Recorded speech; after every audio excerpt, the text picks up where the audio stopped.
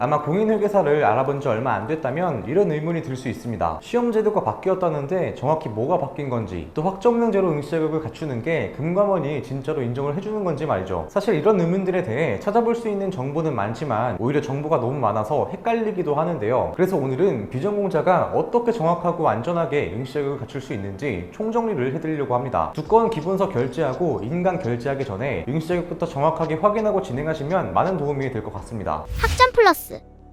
먼저 핵심부터 말씀해 드릴게요. CPA 응시에 필요한 학점은 총 24학점, 과목 수로는 8과목입니다. 그런데 2025년부터 과목이 재편됐죠. 예전엔 회계 및 사무는 12학점, 경영학 9학점, 경제학 3학점이었지만 지금은 경영학이 6학점으로 바뀌고 IT 과목이 새롭게 재편되면서 관련 과목 3학점을 이수해줘야 합니다. 여기서 함정이 바로 이 IT 3학점인데요. IT 과목은 90% 이상 이공계열 학과에 있어서 경영, 상경계열 전공자도 기존 학점이 안 들어가 있는 경우가 대부분입니다. 비전공자라면 더더욱 없죠. 그럼 학점명제로 어떤 과목을 이수해줘야 할까요? 대표적으로 여기에 있는 과목들이 IT 과목으로 인정이 됩니다. 내가 알아본 학점명제 교육원에 화면에 보이는 과목들이 있다면 이 과목들 중 한 과목을 이수해주시면 되죠. 하지만 보편적으로는 가장 많이 듣게 되는 게 이 경영정보 시스템인데요. 먼저 이 과목이 IT 과목으로 인정이 되면서 동시에 경영학사에서의 전공 필수 과목입니다. 그만큼 학점명제 안에서 이미 검증이 된 과목이고요. 강의가 개설되어 있는 교육원도 많고 그만큼 수강할 수 있는 환경도 안정적이죠. 따라서 IT 3학점을 어떤 과목을 들어야 하는지 알아보느라 헤맬 필요가 없습니다. 다시 정확하게 정리했을 때 학점명제로 CPA 응시 자격을 갖춘다고 하면요, 화면에 보이는 8과목을 들어주시면 됩니다. 네, 여기까지 들으시면 그냥 8과목만 들으면 끝나는 거라고 생각하실 수 있는데요. 하지만 막상 수업을 들으려고 하면 고려해야 할 게 한 가지가 더 있습니다. 제일 중요한 이수 난이도입니다. 같은 8과목을 듣는다고 하더라도 어떤 교육원에서 듣느냐에 따라 CPA 합격의 당락을 가르죠. 먼저 교육원마다 이수 난이도가 다르다는 점은 분명히 알고 진행해야 하는데요. CPA 공부 하나만으로도 매일 시간이 부족할 텐데 학점명제 과제, 시험, 토론에 매주 시간을 빼앗기기 시작하면 본래의 목적이 무너집니다. 현재 학점명제 온라인 교육원만 100개 가까이 있고 그 중에서 CPA 과목을 들을 수 있는 곳만 해도 수십 곳이 있죠. 근데 이 교육원들이 다 똑같냐? 하면 절대 그렇지 않습니다. 학점명제 수업도 대학교처럼 시험, 과제, 쪽지시험, 토론 같은 성적 반영 요소들이 있고요. 이 요소들을 어느 정도로 신경 써야 과목이 이수가 되는지 교육원마다 다 다릅니다. 어떤 교육원은 시험, 과제, 토론을 전부 꼼꼼히 챙겨야만 이수가 가능하고요. 또 어떤 교육원은 출석률이 가장 중요해서 강의를 잘 들어주는 것만으로도 이수가 되는 곳이 있죠. CPA 수험생처럼 절대적인 시간 투자가 곧 합격인 분들, 그리고 직장을 다니면서 학은제까지 병행하시는 분들은요, 이수 난이도가 쉬운 교육원을 고르셔야 공부 시간이 안 깎입니다. 결국 같은 비용을 쓰면서도 누군가는 학점명제에 시간을 다 뺏기고요, 누군가는 본 공부에만 집중할 수 있게 되는 거죠. 이 차이가 결국 한 회차, 두 회차 합격 시기를 가릅니다. 근데 솔직히 말씀드리면 수험생 입장에서 교육원을 일일이 알아보는 게 여간 쉬운 일이 아닌데요. 물론 발품을 팔아서 본인 상황에 맞는 교육원을 찾으실 수는 있습니다. 하지만 학점면제 규칙에 대한 이해부터 정확히 어떤 과목을 들어야 하는지, 그리고 학습자 등록, 학점인정 신청 같은 행정 절차, 금감원 수명 절차까지 신경 써야 할 게 많죠. 학점명제라는 제도 자체가 일반인분들이 보시기엔 꽤 복잡해서 본인이 모든 규정이랑 절차를 다 외워가면서 진행하기엔 어려울 수 있습니다. 다행히 이런 부분은 교육원에 소속되어 있는 담당자가 과정 시작부터 CPA 원서 접수까지 도움을 드리는데요. 마침 제가 소속되어 있는 교육원에서 이수 난이도가 낮은 쪽에 안내해 드리면서요, 제가 직접 CPA 원서 접수까지 안내를 드리고 있으니까요, 수험생분들의 공부 시간을 거의 안 뺏기는 환경으로 안내해 드릴 수 있습니다. 만약 이 과정들을 직접 정리해서 진행하는 게 어렵다고 느껴지신다면요, 학점명제를 담당자와 함께 진행하시는 걸 추천해 드립니다. 만약 저와 진행하고 싶은 분들은 영상 고정 댓글에 있는 카톡 링크로 편하게 문의주세요. 과정 설명부터 학습자 상황에 맞는 플랜을 무료로 안내해 드리고 있습니다. 이후에 진행하시는 건 학습자분의 선택이니까 부담없이 문의주세요. 학점 플러스.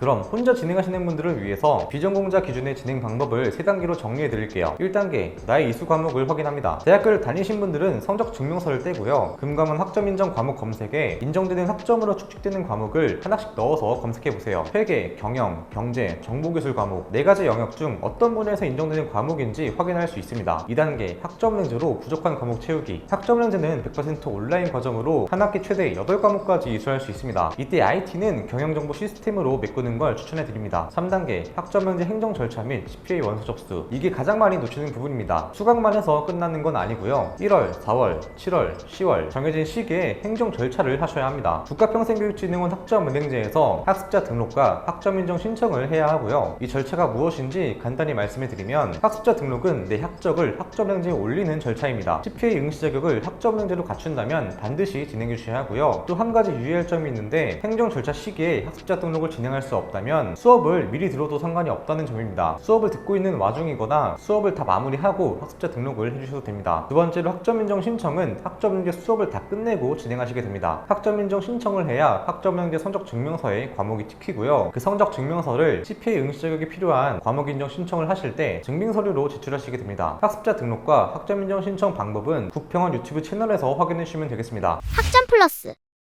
네, 오늘 영상은 CPA 응시 자격에 관해 다루어 봤는데요. 오늘 영상으로 많은 도움이 되셨으면 좋겠습니다. 만약 응시 자격을 갖추려고 하시거나 학점영재 과정이 막막하게 느껴진다면 고정 댓글에 있는 카톡 링크로 준이쌤을 불러주세요. 제가 직접 학습자분 상황에 맞는 플랜표를 만들어 드리고요. 원서 접수하실 때까지 안내를 드리고 있습니다. 지금까지 학점 플러스 준이쌤이었습니다. 감사합니다.